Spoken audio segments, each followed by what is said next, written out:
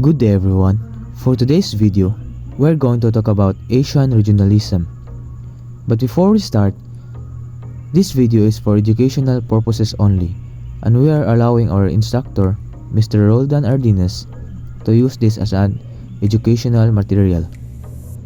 Now, let's proceed to differentiate between regionalization and globalization. Regionalization is described as the practice or trend of separating regions into little portions and dividing huge areas into regions or districts. Regionalism is defined as the political goal of creating a legally binding agreement between states on a geographically limited scale. Regionalization focuses on collaboration and connections between countries within a specific geographic region. It strengthens regional ties, economic integration, and political alliances. Economic integration. Regionalization involves creating regional trade blocs or agreements that reduce barriers within the region. It does not necessarily extend these agreements beyond the region's borders. Political structures. It involves creating regional political and economic alliances, such as the European Union, which have their own governance, structures, currencies, and policies.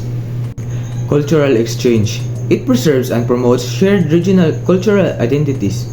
It strengthens regional traditions, values, and languages.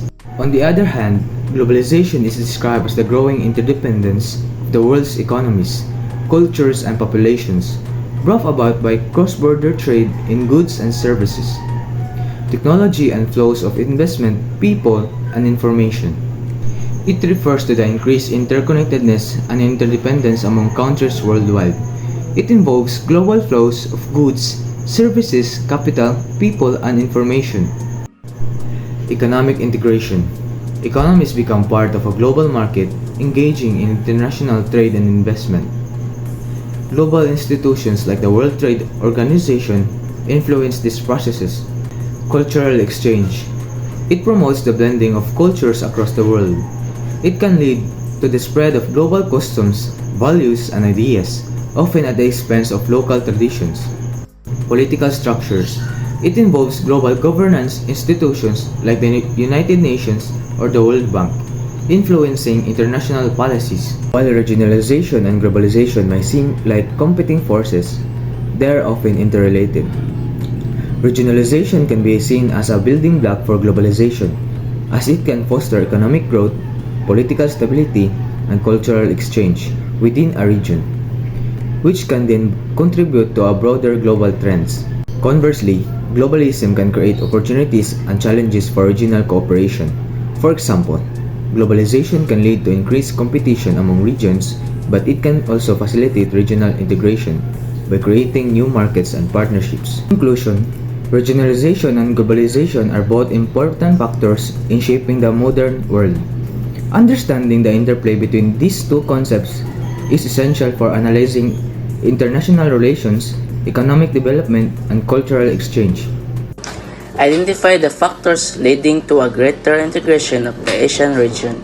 There are 7 factors leading to a greater integration of the Asian region.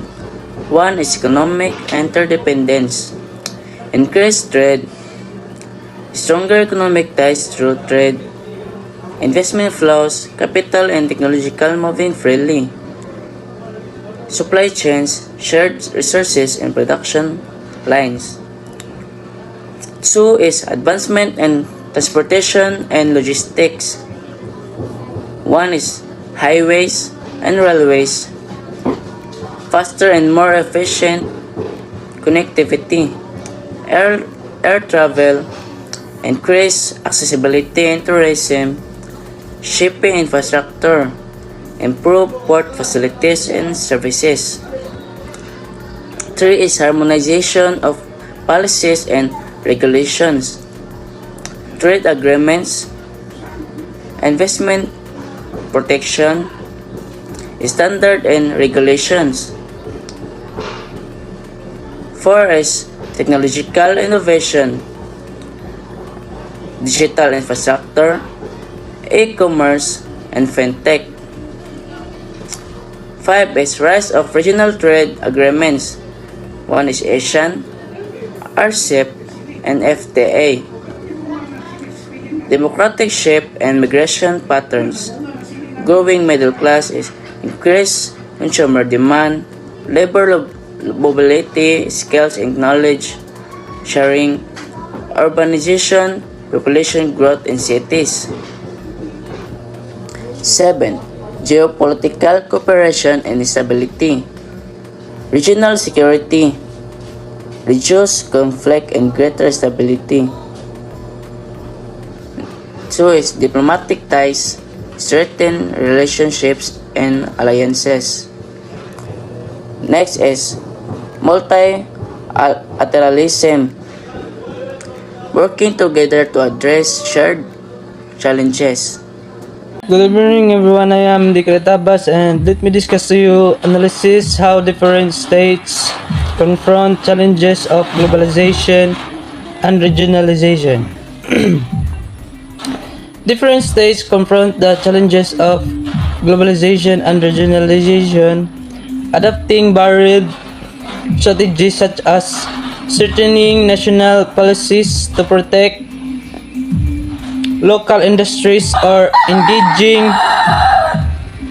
in regional alliances to enhance their global competitiveness.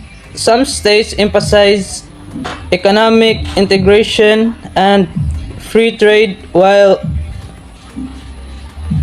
others focus on the safeguarding sovereignty and cultural identity against external influences. And different between globalization and regionalization. Globalization refers to the process of increased connectedness and interdependence among countries, leading to the exchange of goods, ideas, cultures, and capital on a global scale. While regionalization, on the other hand, focuses on strengthening ties and cooperation within specific geographic regions, emphasize local integration and development rather than global outreach. And these are the challenges of globalization. First, wealth disparities. Second, exploitation of labor. Third, loss of local cultures. Fourth, culture imperialism. Fifth, increased carbon footprint. Sixth, resource exploitation. 7. Loss of sovereignty. 8. Social discontent. And lastly, 9. Spread of disease. And the challenges of regionalization. First, trade blocks. Second, economic disparities. Third, regional rivalries. Fourth, sovereignty issue. Fifth, culture clashes. And six, migration pressures. 7. Regional conflicts. 8. Terrorism and crime. 9. Disparities between countries. And lastly, number 10, uneven development. What is Asian regionalism? Asian regionalism refers to the process by which Asian countries come together to cooperate and integrate economically, politically, and socially. This involves initiatives and frameworks that promote collaboration among Asian nations in areas such as trade, security, culture, and development. The goal is to foster greater regional stability, prosperity, and collective strength in the global arena. Why is there Asian regionalism? Asian regionalism has emerged for several reasons. 1. Economic integration to enhance trade, investment, and economic growth by reducing barriers and creating a more interconnected regional market. 2. Political stability and security to address common security concerns, manage conflicts, and promote peace in the region. 3. Cultural and social collaboration to strengthen cultural ties and promote mutual understanding among diverse Asian societies. 4. Global influence to increase the region's collective influence on the global issues by presenting a united front in international forums.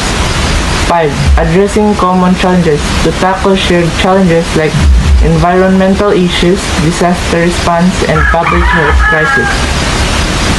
What is an example of regionalism? An example of regionalism is the Association of Southeast Asian Nations, or ASEAN. ASEAN is a political and economic union of 10 Southeast Asian countries that promote regional stability, economic integration, and cultural exchange. It has initiatives like the Asian Free Trade Area, or AFTA, to reduce tariffs among member states, and the Asian Regional Forum, ARF, to discuss security issues. What are the advantages and disadvantages of regionalism? The advantages of the regionalism, which have three for me, like improved efficiency, protection of interests, and economic prosperity. The improved efficiency is that regionalism can lead to more effective planning and a larger budget with local governments' pool resources. Then the protection of interests, which is regionalisms can help ensure that the decision of one country do not negatively impact neighboring countries. Then economic prosperity, cooperations between regional states can boost economic prosperity. Then the disadvantage of this is there are three disadvantages of regionalism, which is reduced independency, national unity, inefficient outcomes. Then first one is reduce independency. Regionalism would reduce the independency of individual sites and countries. Then the national unity is regionalism can negatively affect national unity. Then inefficient outcomes, lack of adequate complementary policies and institutions may lead to inefficient outcomes. What are the factors of regionalism? Regionalism arises from a variety of factors that can be broadly categorized into historical, economic, political, cultural, and social dimensions. Here's an overview of the key factors that contribute to the development of regionalism. One is geographic factors. Natural barriers and resources distribution create distinct regional identities and interests, fostering regionalism. Historical factors. Regions with a unique historical backgrounds or previous autonomous governance often develop strong regional identities. Economic factors. Economic factors or economic inequalities and regional specializations drive regions to advocate for greater control over their resources and development. Then political factors.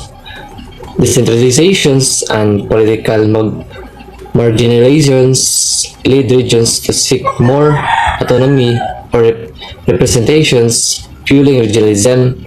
Then the cultural factors. Linguistic, ethnic, and religious difference threaten regional identities, leading to the desire for cultural representation of economy or autonomy. What is a new regionalism? New regionalism is a shift in the way countries administrate and organize economically, politically, and cultural.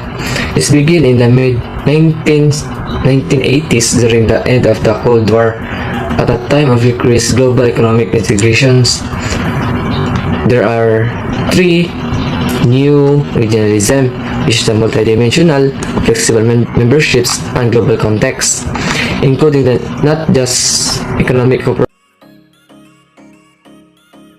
Regionalization refers to the process of dividing the world into smaller, more manageable regions that share common economics, political, or cultural characteristics. This often involves creating regional economics bloc or alliances such as European Union or Association of Southeast Asian Nations. Globalization refers to the process of increasing interconnectedness and interdependence among countries through exchange of goods, service, information, technology, and cultural values on a global scale. Impacts of regionalization. Complementary processes. Regionalization can complement globalization by creating stronger regional markets that can be engaged more than effectively in the global economy. Challenges to globalization.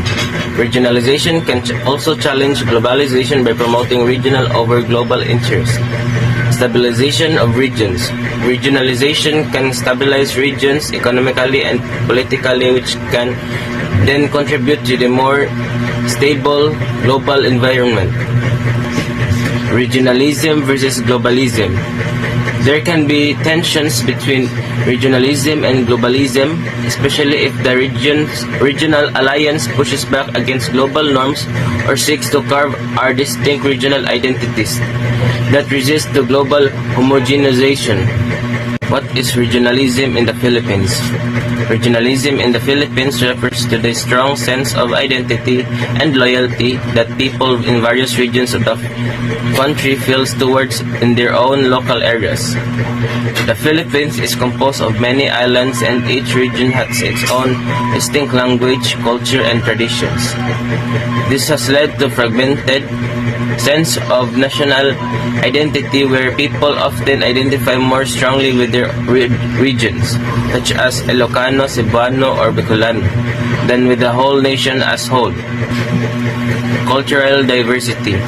The Philippines is home to over 175 ethno-linguistic groups lead to diverse cultural practices, languages, and traditions that are often celebrated within the specific regions. Political implications. Regionalism can influence local politics, with regional leaders often wielding significant power.